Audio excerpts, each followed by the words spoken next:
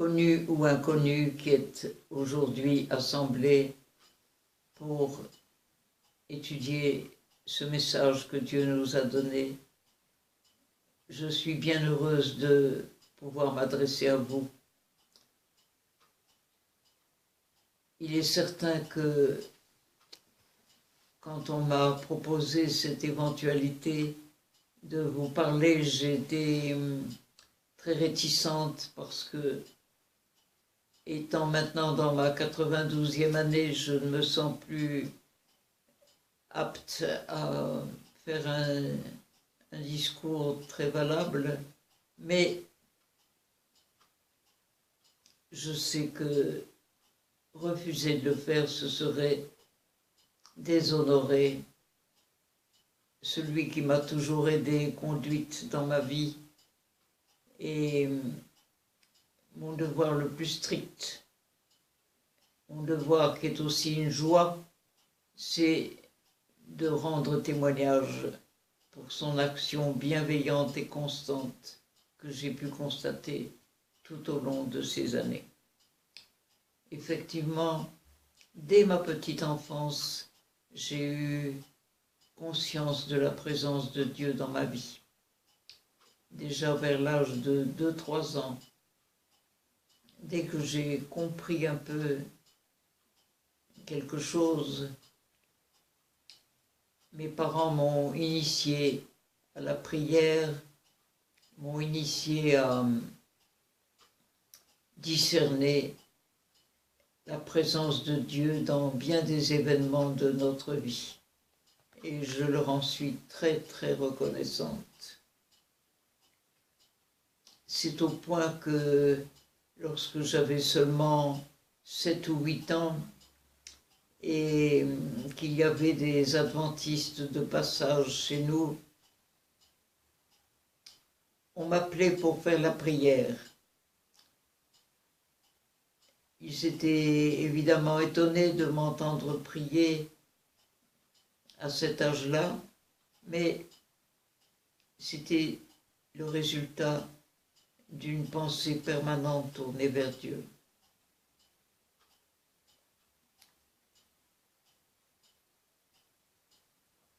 Je dois dire que je suis donc née dans une famille protestante depuis quelques générations, et être protestant dans le Nord à cette époque-là, c'est-à-dire avant la guerre, dans les années 30, c'était quelque chose d'un peu risqué, d'un peu difficile à vivre. Cependant, il y avait une congrégation protestante assez florissante du fait que dans la ville de Roubaix, il y avait beaucoup d'usines de tissage de laine qui étaient dirigées par des Australiens et des Anglais, qui étaient pour la plupart protestants et qui étaient venus s'établir dans cette région. Ils ont toujours manifesté un très bon esprit, l'esprit du véritable protestantisme. Et j'en veux pour preuve, c'est que mes grands-parents, qui étaient donc à la fois leurs ouvriers et leurs frères en Christ, avaient des grands besoins, puisqu'à cette époque, il n'y avait pas de sécurité sociale. Eh bien, ils pourvoyaient avec générosité. À un moment donné, mon grand-père a eu un grave accident qui lui a broyé les os du bassin, et ils l'ont pris à leur charge en l'envoyant passer un mois dans un château en Normandie avec toute sa famille, gratuitement jusqu'à ce qu'il soit guéri. Donc c'était vraiment une religion vivante. Cette religion avait d'ailleurs été illustrée dans le Nord par un homme qui a été connu dans le protestantisme, qui s'appelait le pasteur Nick. Ce pasteur Nick, dont on a encore parlé dans des articles du journal Croire et Servir il y a quelques années, était un homme remarquable et je vais vous citer une anecdote qui le prouve.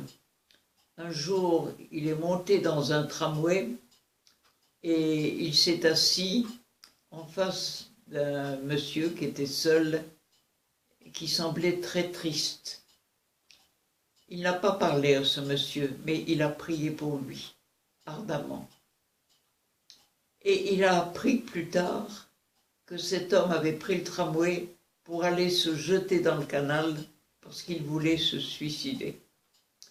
Mais il a senti chez cet homme, le pasteur Nick, beaucoup de sympathie, même si elle n'était pas exprimée par des paroles, et il a changé de projet, il est rentré chez lui, il ne s'est pas suicidé, et il a recherché ce pasteur Nick avec persévérance. Et un jour, en passant dans une de ces longues rues de Roubaix qui était remplie d'usines, il a entendu quelqu'un qui prêchait dans une cour d'usine, debout sur une caisse, qui prêchait l'évangile, et il a regardé et il a vu que c'était ce pasteur qu'il avait rencontré. Aussi cet homme est-il devenu un évangéliste très fervent.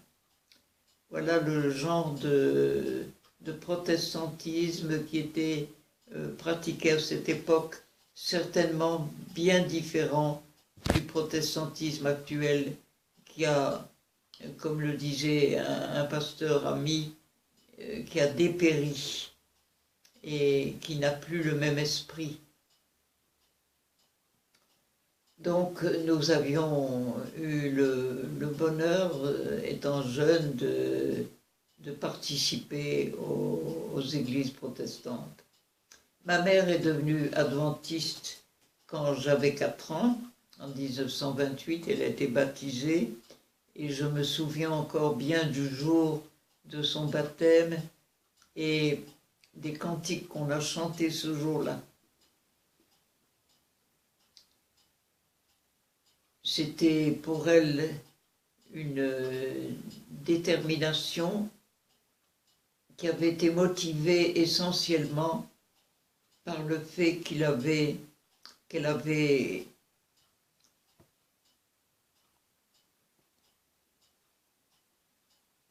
toujours douté de cette croyance protestante selon laquelle les morts allaient directement au ciel.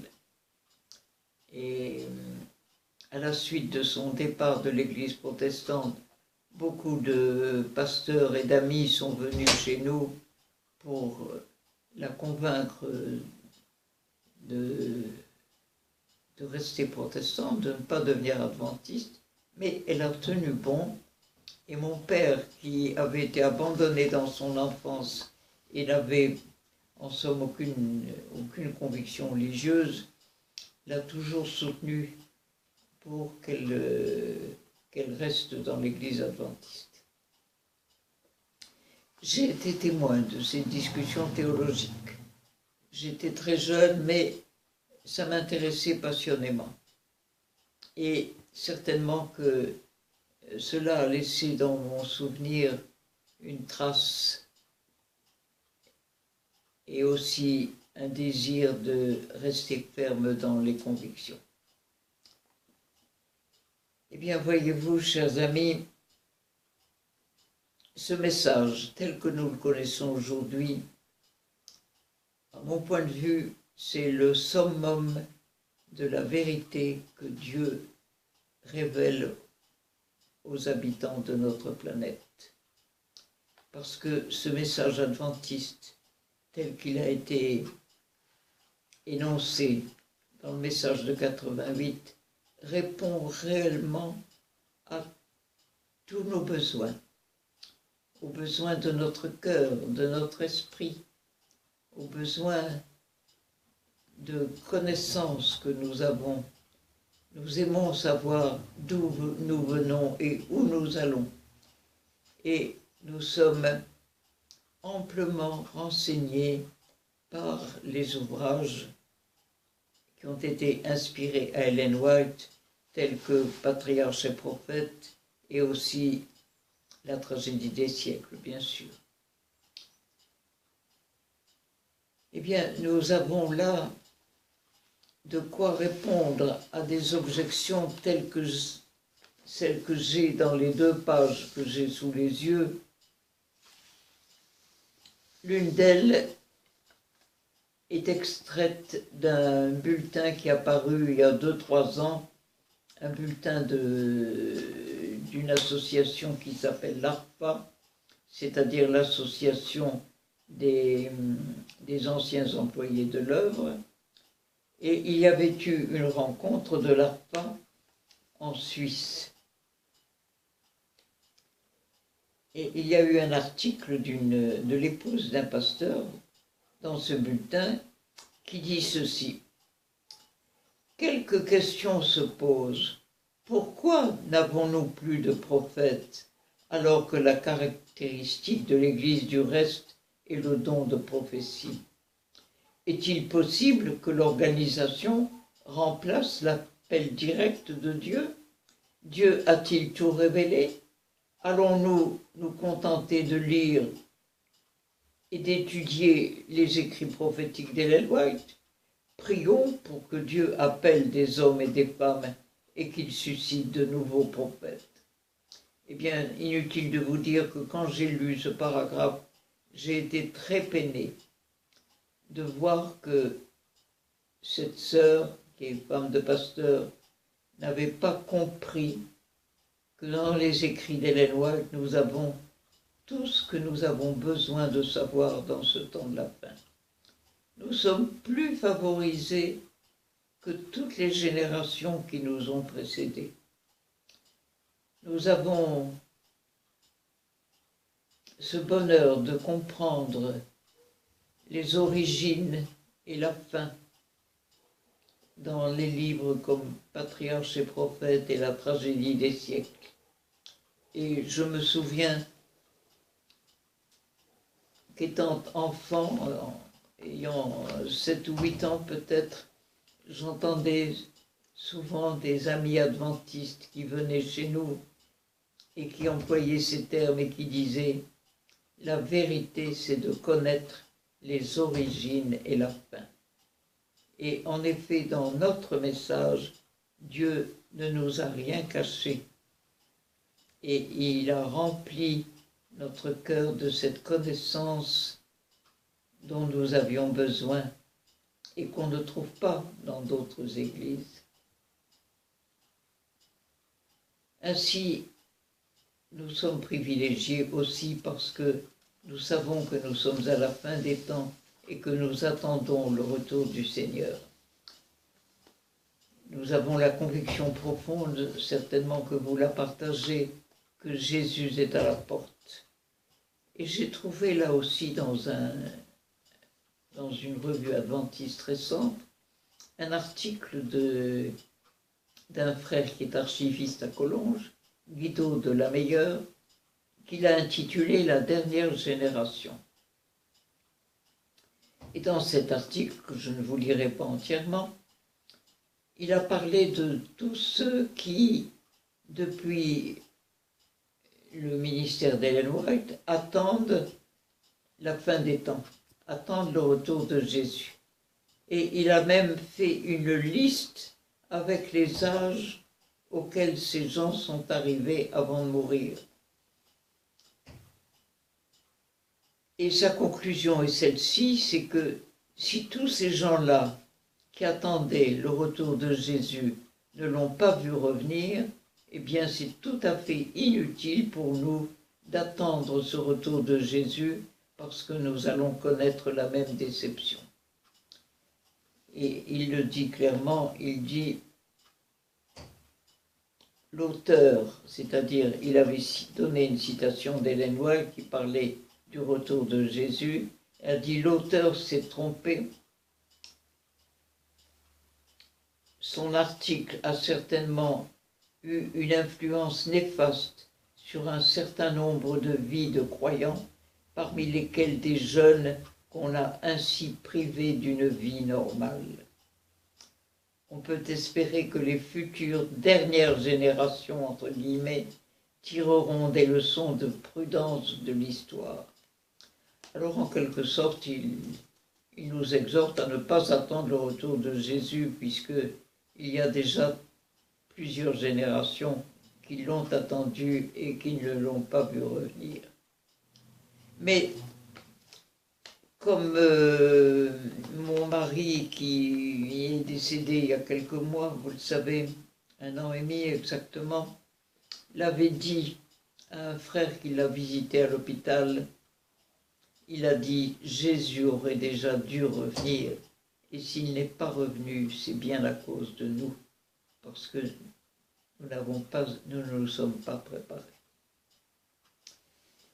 Eh bien voilà, nous avons un message merveilleux, un message auquel nous croyons, un message évidemment qui a demandé de notre part une certaine patience, un certain courage, parce que nous avons été beaucoup contrés dans nos croyances, mais néanmoins, c'est le Seigneur lui-même qui nous a soutenus et il continuera à le faire. Il est disposé à le faire, nous le savons. Je voudrais revenir un peu sur cette pensée que Dieu dirige les événements de notre vie. Dieu dirige les événements de notre vie dès avant notre naissance. Et il est certain que tous nous sommes nés dans le péché. Comme le disait notre frère Sequeira, que nous apprécions beaucoup, nous ne devenons pas pécheurs parce que nous péchons, mais nous péchons parce que nous sommes pécheurs de nature. Nous sommes nés dans le péché, conçus dans le péché, et c'est pourquoi justement Jésus a adopté pleinement notre nature, cette nature pécheresse. Et vous savez que ce sujet de la nature du Christ a été depuis plusieurs années un grand sujet de contestation dans notre Église. Et il est certain que Jésus ne peut pas réellement revenir si nous ne comprenons pas dans quelle nature il est venu et à quel point son salut est complet parce qu'il a vraiment pris notre nature sur lui. Il a été vraiment notre substitut.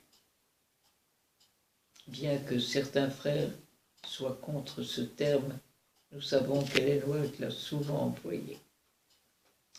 Eh bien, maintenant, je voudrais, si vous le permettez, vous parler un peu justement de la façon dont Dieu a conduit les choses pour que nous en arrivions, avec mon mari, à consacrer les dernières années, c'est-à-dire environ 25 ans, à la prédication de ce message de 88. En fait, nous nous sommes mariés en 1962 et nous avons connu le message quelques mois plus tard, au début de 1963. Et dès que nous l'avons connu, nous n'avons eu aucun doute sur sa véracité, sur son origine et sur ce qu'il nous proposait pour l'avenir.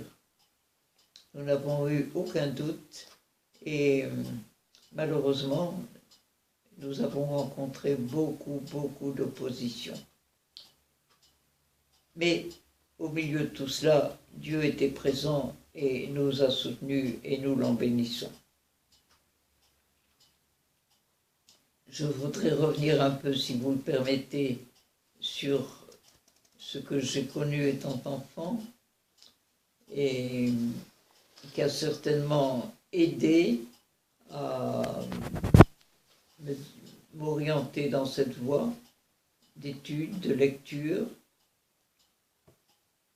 J'avais par exemple 3 ans et demi quand ma mère qui me faisait beaucoup de lectures dans un petit livre qui s'appelait Les plus beaux récits pour l'enfance, quand ma mère m'a expliqué que Jésus a été crucifié pour nous.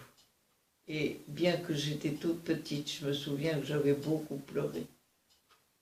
J'avais beaucoup compati à cette peine que Jésus avait dû éprouver. Et maintenant, je comprends que le Seigneur voulait déjà parler à mon cœur, tout en étant enfant. Et je l'en remercie. Ainsi, quand j'allais à l'école primaire, j'étais au milieu d'une école de 350 élèves. J'étais la seule qui n'allait pas au catéchisme. Et j'ai été mal vue, bien sûr, puisque à la sortie de l'école le soir, il y avait des bandes de filles qui marchaient derrière moi en hurlant « La protestante, la protestante !» J'étais mise à l'index. Personne ne voulait jouer avec moi à la récréation. Mais tout ça ne me tracassait pas du tout, parce que ma grand-mère, qui était donc encore en vie, me parlait souvent des persécutions que son père avait subies, son père qui était mon arrière-grand-père, et je trouvais tout à fait normal d'avoir aussi une certaine forme de persécution. Je n'en ai pas été ni choquée ni ébranlée dans ma foi. Au contraire, chaque fois que j'en avais l'occasion, je parlais à mes condisciples de la vie d'Abraham ou d'autres incidents bibliques. Et puis, un peu plus tard, je suis allée donc à l'école primaire supérieure pour continuer mes études, et ma mère étant tombée très malade, je n'ai pas pu continuer ces études, j'ai dû les interrompre. À cette époque, il n'y avait pas de sécurité sociale, pas d'aide ménagère, il fallait que quelqu'un fasse les repas et s'occupe de la maison, puisque ma mère ne pouvait plus le faire. 2 ans après, on s'est aperçu de l'origine de ces malaises et on les a soignés. Elle s'est donc retrouvée en meilleure santé. J'ai un petit souvenir à ce sujet pour vous dire que, toute petite déjà, ma mère nous orientait vers une compréhension solide de la Bible. C'est que, à cette époque-là, elle a subi une opération en clinique et en partant, elle m'a laissé un petit papier que j'ai conservé très longtemps, qui était ce verset de l'épître de Jacques, nous disant que, quelle que soit l'épreuve qui nous arrive, nous devons la considérer comme un sujet de joie complète, parce que Dieu nous donnera la patience et la sagesse. Et j'avais gardé ce papier. Je trouvais merveilleux que ce soit là le conseil de ma mère qui allait subir une opération qui pouvait éventuellement être néfaste pour elle. Mes parents étaient très pauvres. Nous n'avions jamais eu à la maison l'occasion d'acheter une couverture de laine, ni même un matelas.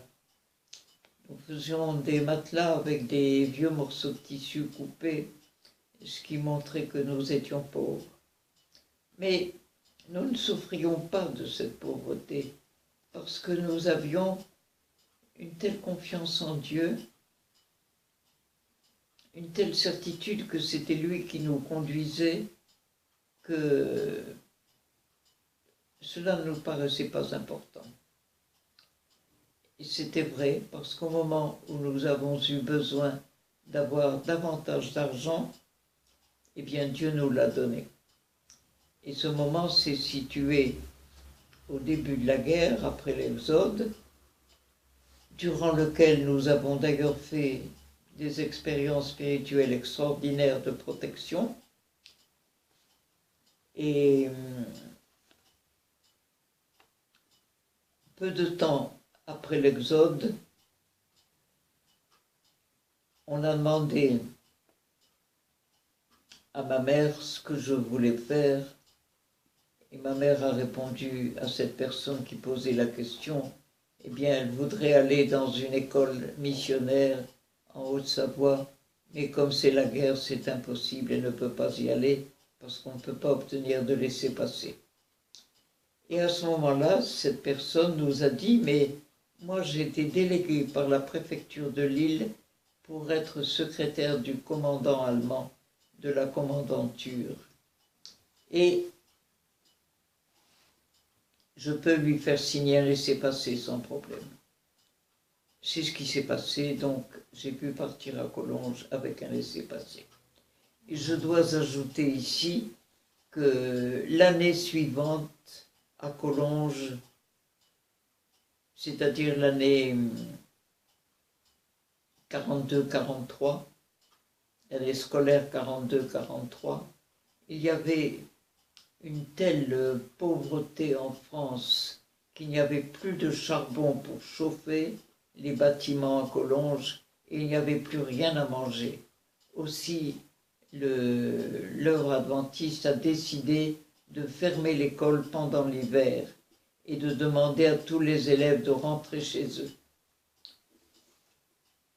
Je suis allé trouver le directeur, qui était très sympathique, et je lui ai dit, qu'est-ce que je vais faire, moi? Je n'ai pas de laissez-passer pour rentrer dans le Nord. Où est-ce que je vais aller? Alors il m'a dit, de toute façon, on ne peut pas vous garder ici, on n'a plus rien à vous donner à manger. Alors je me suis réfugiée dans ma chambre pendant 8 jours avec le livre Vers Jésus. Je l'ai lu et relu. J'ai prié beaucoup pendant ces 8 jours. Et j'ai eu un geste qu'on aurait pu appeler inconscient. J'ai écrit une petite lettre au commandant de la commandanture de Lille dans le Nord, une petite lettre en français sur une demi-page, en lui disant « Est-ce que vous pourriez m'envoyer un laissez-passer parce que je suis obligée de rentrer chez moi, il n'y a plus rien à manger dans l'école où je suis. » J'ai envoyé cette lettre avec une confiance qui pouvait sembler absolument stupide de prime abord. Et puis voilà, le temps a passé et finalement un sabbat soir après la fin du sabbat, c'était donc le début de l'hiver, nous devions partir, tout un groupe de gens de la Fédération du Nord, nous devions partir, prendre un taxi, prendre le train jusqu'à la ligne de démarcation pour passer cette ligne en fraude, en traversant un fleuve avec de l'eau jusqu'au cou. Évidemment, cela m'inquiétait beaucoup. J'étais avec eux dans le taxi. Et en passant devant le bureau de poste de Collonges, j'ai vu que ce bureau était encore ouvert. Comme c'était le sabbat, le courrier n'avait pas été monté au séminaire.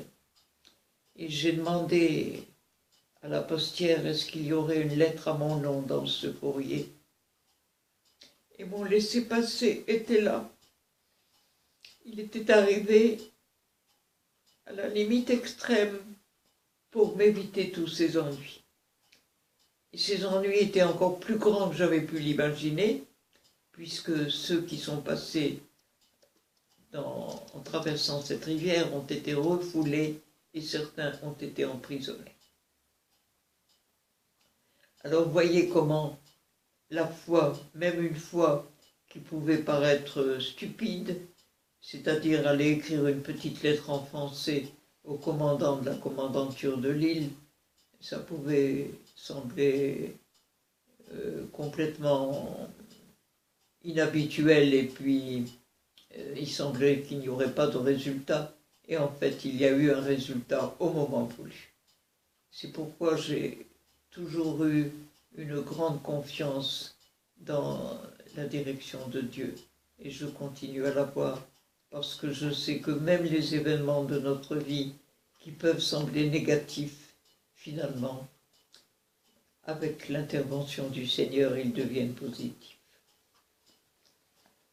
Bien, et je voulais vous dire aussi que quand ma mère a été malade et que j'ai dû aller dans une école, une petite école catholique, une petite école privée, où j'ai appris ce qu'on appelait le commerce, c'est-à-dire la comptabilité, la sténo, la dactylo. Ce n'était pas du tout mon but d'étudier ces choses, mais je n'avais aucun autre moyen à ce moment-là d'aller à l'école, et je l'ai fait avec plaisir. Je l'ai fait avec plaisir parce que j'ai trouvé dans cette école, quoique catholique, une bonne ambiance chrétienne, et j'ai pu y lire des livres très intéressants qu'on me prêtait à la bibliothèque, et j'ai gardé des relations pendant de nombreuses années avec les deux dames qui dirigeaient cette école. Même quand je travaillais à Paris, à la Voie de l'Espérance, des années plus tard, elles continuaient toujours à m'écrire. Alors, voyez-vous comment Dieu peut nous aider dans des circonstances qui semblent en notre défaveur. En fait, Dieu est là et il dirige les choses. Cela a permis, lorsque je suis arrivé à Collonges en août 1941, de pouvoir remplir certains postes où il n'y avait personne au point de vue secrétariat, et d'événement en événement, voyez-vous, les choses se sont passées pour que je m'oriente vers le travail d'employé de bureau. Alors que ce n'était pas du tout mon but d'origine, je voulais me marier, partir en mission.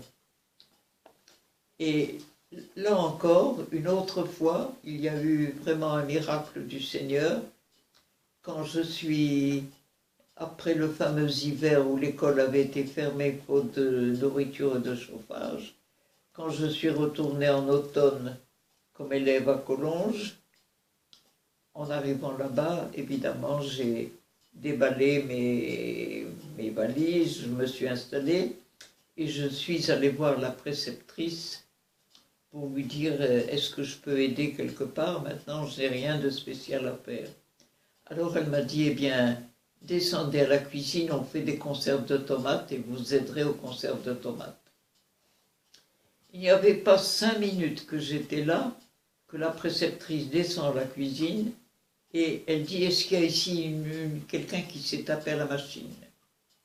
Alors j'ai dit « Oui, moi je sais taper à la machine. » Parce qu'elle m'a dit « Voilà que frère Maurice Siège vient de venir me voir pour me dire que sa secrétaire est malade et qu'elle doit arrêter le travail pendant 8 jours. Alors il cherche quelqu'un pour remplacer sa secrétaire pendant 8 jours. » Alors je suis remontée et frère Thiège ne me connaissait pas spécialement et il m'a bien fait la morale. Je veux quelqu'un qui travaille consciencieusement, je veux quelqu'un qui prenne goût à son travail, etc. Alors c'était toujours mon habitude de prendre goût à ce que je faisais. Donc pendant 8 jours, j'ai remplacé la secrétaire.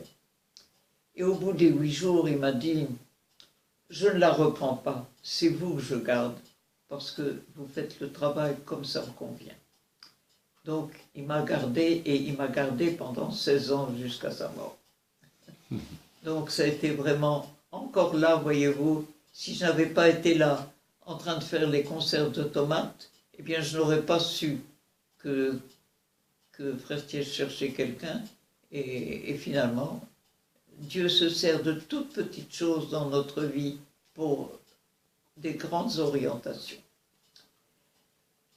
J'en suis persuadée. Donc j'ai pu par la suite, contrairement à mon idéal primitif qui était de partir en mission après après mes années à Collonges, j'ai pu travailler dans le bureau à Paris pendant une quinzaine d'années. Tout d'abord, j'étais secrétaire pour tous les secrétaires de département parce qu'il fallait tout réorganiser après la guerre. Il y avait beaucoup de travail, au point que cela étant ajouté au manque de ravitaillement, pendant mes 6 premiers mois à Paris, j'ai perdu 10 kilos parce que nous étions privés de nourriture et il y avait énormément de travail. La vie à Paris était très dure pendant les quelques années qui ont suivi la guerre. Mais elle a passé aussi et après les choses se sont améliorées. Et du fait que j'ai pu travailler à la Voix de l'Espérance et apprendre avec Maurice Thiesch à faire des livres, à améliorer toujours le style, etc. Cela m'a certainement beaucoup aidé pour la suite quand nous avons connu le message de 88 où il a fallu faire face à d'énormes travaux de rédaction. Donc je voulais vous dire en vous rapportant ces diverses expériences que c'est vraiment Dieu qui conduit les choses. C'est Dieu qui les conduit quand nous avons confiance en lui. Ce qui ne veut pas dire que nous n'avons pas d'épreuves. Et je sais par exemple qu'au moment de la mort de Maurice Thiesch, j'ai eu beaucoup d'épreuves parce que on m'avait mal jugé, on m'avait accusé de prendre des manuscrits qu'il avait préparés pour les publier sous mon nom, ce qui n'était pas vrai du tout. C'était plutôt le contraire, c'était moi qui lui préparais son travail parce qu'il était débordé. Mais il y a eu d'autres choses aussi dont je ne veux pas parler, mais dans tout cela, Dieu nous conduit toujours et Dieu permet que, si nous avons confiance en lui, que les choses aboutissent à un bien. Je vous ai dit que nous avons connu le message avec mon mari. Après la mort de Maurice Thiesch, j'avais émis le souhait qu'on me laisse refaire une année à Collonges avant de rentrer dans l'équipe d'évangélisation à Paris. Mais le président de l'Union franco-belge me connaissait bien, c'était frère Francis Lavanchy, et il m'a dit pas du tout, tu n'as pas besoin de retourner à Collonges, on t'engage tout de suite dans l'équipe d'évangélisation du boulevard de l'Hôpital. Il y avait à cette époque 2 équipes, une équipe sur l'église de Neuilly et une équipe sur l'église du boulevard de l'Hôpital. Il n'y avait d'ailleurs dans la région parisienne que 2 églises à ce moment-là, ces 2 églises-là. L'église du boulevard de l'Hôpital était une grande église de 500 membres et il y avait donc également deux équipes d'évangélisation qui travaillaient avec ces 2 orateurs, Joseph de Caris pour le boulevard de l'Hôpital et Charles Vinandi pour l'église de Neuilly. Ces 2 hommes avaient des opinions très différentes et la cohésion entre les 2 était difficile, presque impossible. Charles Vinandi ne croyait pas du tout à l'esprit de prophétie, il n'avait pas été à Collonges, il s'était converti tardivement. Et frère de Caris était d'origine communiste et il avait un peu gardé une certaine mentalité du pays d'où il venait et il n'aimait pas trop non plus ce qui venait d'Amérique.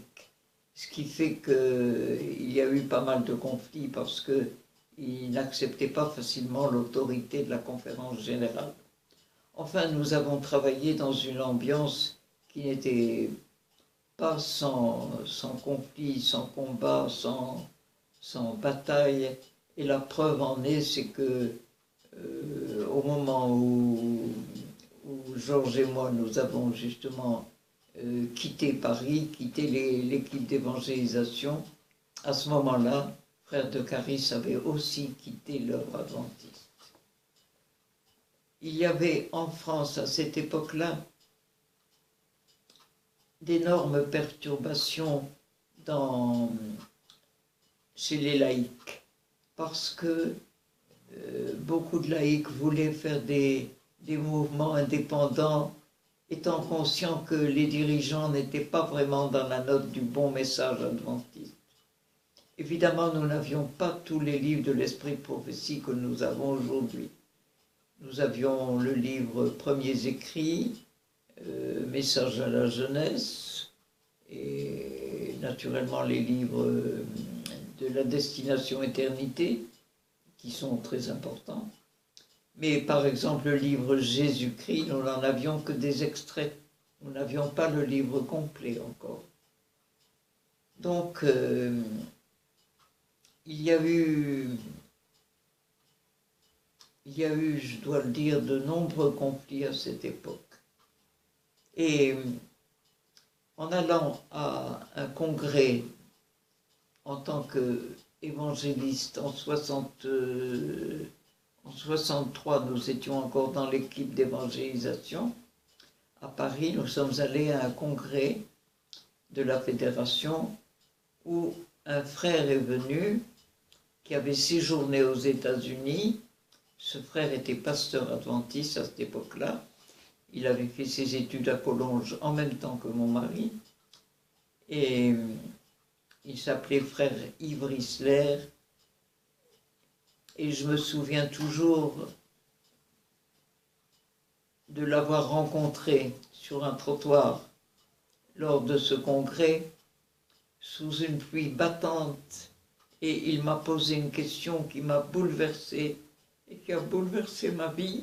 C'était: savez-vous que Jésus aurait dû revenir depuis longtemps?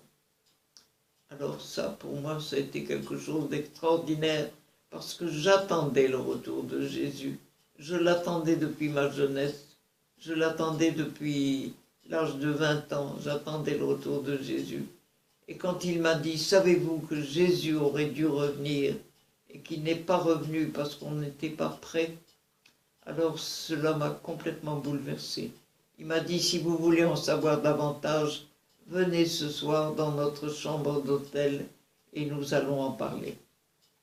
Alors là, dans cette chambre d'hôtel, nous étions quelques personnes, peut-être 7 ou 8 personnes. Et frère Risler avait même invité le président de la division qui était présent à ce congrès, c'était frère Friedlin.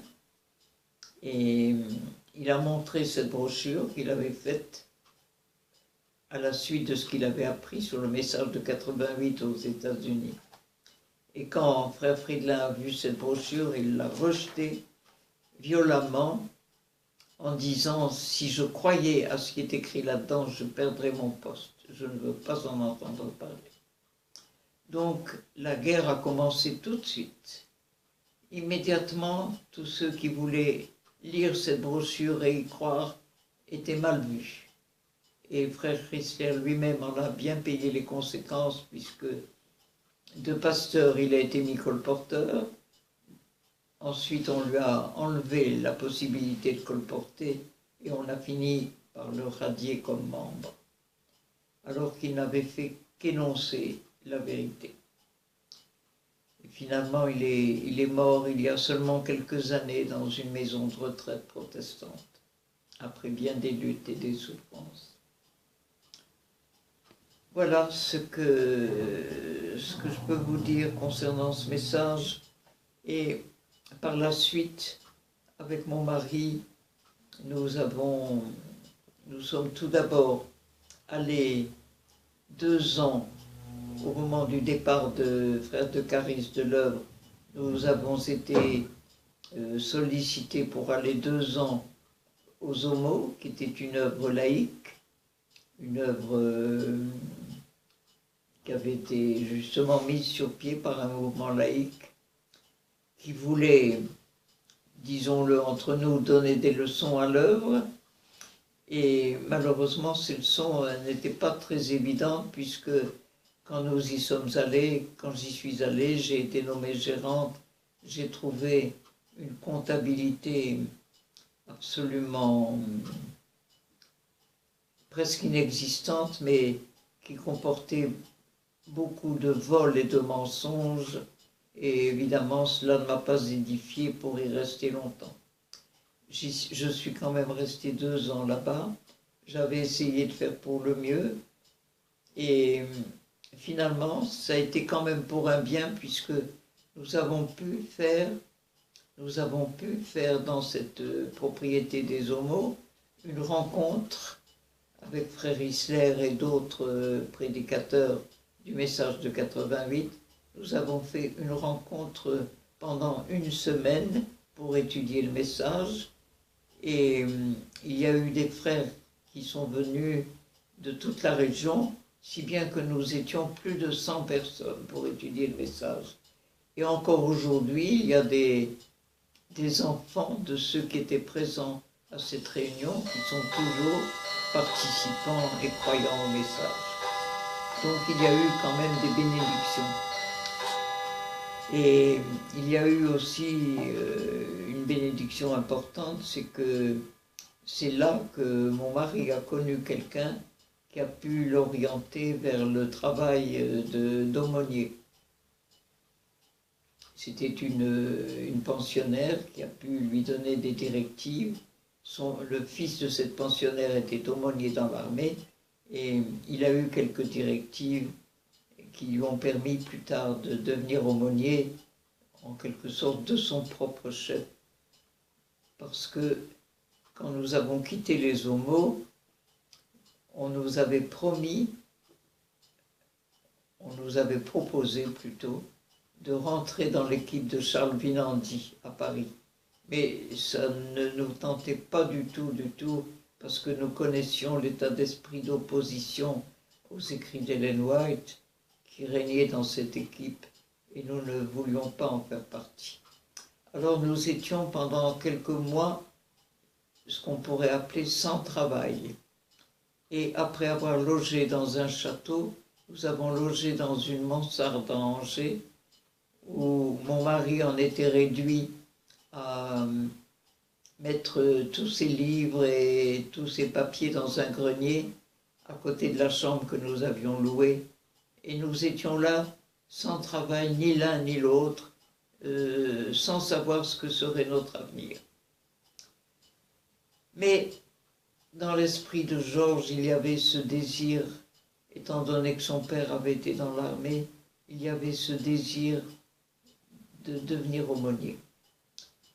Alors, comme c'était l'été, les vacances, nous sommes allés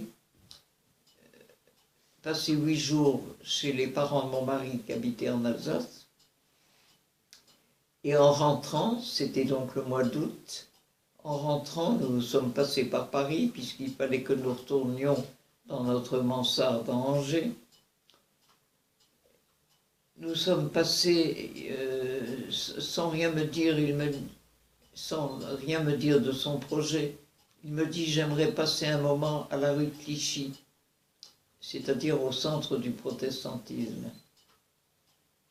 Alors je l'ai attendu dans la voiture, et là aussi il y a eu un miracle extraordinaire, puisque quand il est arrivé là, il y avait, comme c'était le mois d'août, il y avait une secrétaire qui assurait la permanence, et mon mari a demandé: est-ce qu'il y aurait moyen de voir l'aumônier en chef?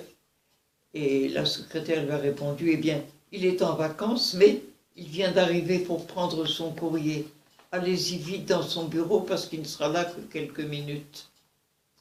Il est donc entré dans le bureau de l'aumônier en chef, et l'aumônier en chef lui a dit: que désirez-vous, monsieur? Il a dit: je viens vers vous parce que je veux devenir aumônier. Immédiatement, sans même prendre le temps de le faire asseoir, L'aumônier lui a dit, est-ce que vous seriez disposé à aller en Algérie? Personne ne veut y aller. Mon mari a répondu, oui, je suis disposé. Il lui a dit, eh bien, vous êtes engagé immédiatement. C'était quand même quelque chose d'extraordinaire. Et nous avions été un peu méprisés dans l'œuvre, il faut le dire, parce que nous étions sans travail, nous étions regardés comme des misérables. Et à partir du moment où on a su que mon mari était engagé comme aumônier, alors l'opinion a complètement changé. Il a même reçu des félicitations du bureau de Berne parce que l'œuvre avait toujours essayé de placer un aumônier adventiste et elle n'y était jamais arrivée. Donc les choses s'étaient faites vraiment par la direction de Dieu et pas autrement.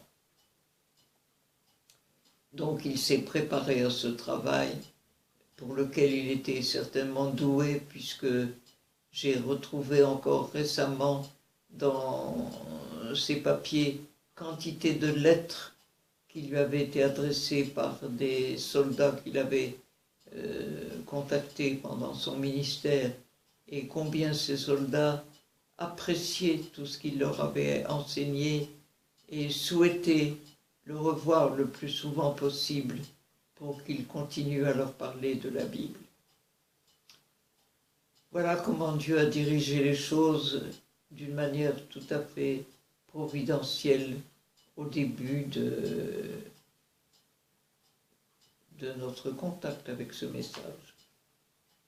Maintenant, évidemment, il serait bien aussi que je vous parle de la période que nous avons passée à Collonges. Au moment, donc, mon mari est parti à Colombéchard comme aumônier pendant 2 ans, et là, il a amené beaucoup de jeunes. Il n'a pas hésité un seul instant à donner la vérité adventiste telle qu'elle est, et malgré la guerre que lui faisaient les Pères Blancs, il y avait derrière lui une paroisse protestante qui avait apprécié sa foi, sa connaissance des Écritures, et qui l'a défendu dans bien des circonstances contre justement les Pères Blancs qui voulaient lui nuire et qui voulaient qu'il arrête son ministère. Donc là-bas, nous avons pu, il a pu, puisque moi je ne pouvais pas l'accompagner parce que c'était un terrain de lancement de satellites, il a pu vraiment intéresser des personnes qui sont encore aujourd'hui dans le message et qui ont maintenu les relations avec nous depuis cette époque-là, c'est-à-dire depuis plus de 40 ans. Donc son ministère a été très efficace et il a même évangélisé les Pères Blancs qui ne voulaient pas entendre parler de lui en leur envoyant, en passant en hélicoptère au-dessus de leur camp, il leur envoyait des livres d'Ellen White au bout d'une ficelle, d'une longue ficelle qu'il laissait tomber dans le camp des Pères Blancs.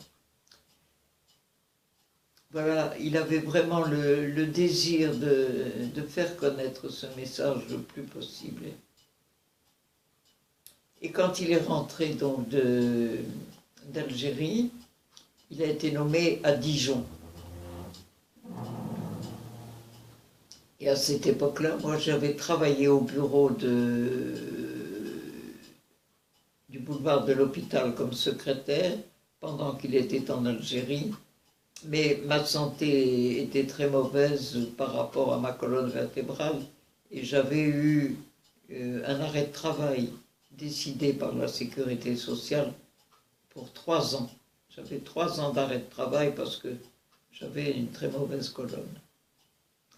Et naturellement, il n'était pas question que dans ces conditions, nous continuions à habiter à Paris, puisque mon mari était nommé à Dijon comme aumônier.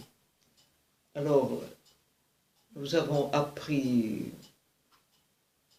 toujours par la direction de Dieu, qu'il y avait un appartement à louer à Collonges, tout près du séminaire. Mais il y avait un petit problème, c'est qu'il fallait payer 2 ans de loyer d'avance. Mais pendant que mon mari avait travaillé au Sahara et que moi j'étais employé à Paris, j'avais fait quelques économies. Je n'avais pas galvaudé tout cet argent que nous recevions et nous avons eu juste assez pour payer les 2 années de location d'avance. Et ainsi nous avons pu, pendant 2 ans, être à Collonges et participer à des réunions d'études du message de 88. Mais inutile de vous dire que cela a déclenché aussi beaucoup de luttes. Beaucoup de luttes. Je ne peux pas entrer dans le détail de ces luttes parce que c'était très éprouvant, mais tous les cultes que nous entendions étaient dirigés contre ce message et contre ceux qui cherchaient à le prêcher. On a même dit, du haut de la chaire à Collonges, si vous croyez que les Vèzes vous disent la vérité, sachez que le diable aussi peut le dire la vérité. Donc ça a été une période de grande lutte morale et où nous avons d'ailleurs été menacés de radiation à plusieurs reprises. Malheureusement, nous nous sommes rendus compte par la suite que les frères dirigeants qui étaient contre lui n'agissaient pas tellement à cause du message, mais plutôt en raison d'un désir de préservation de leur autorité personnelle. Voilà, ça a été dur et c'est pourquoi au bout des 2 années, nous avons décidé de venir dans le Gard et de nous établir dans le Gard pour continuer ce travail.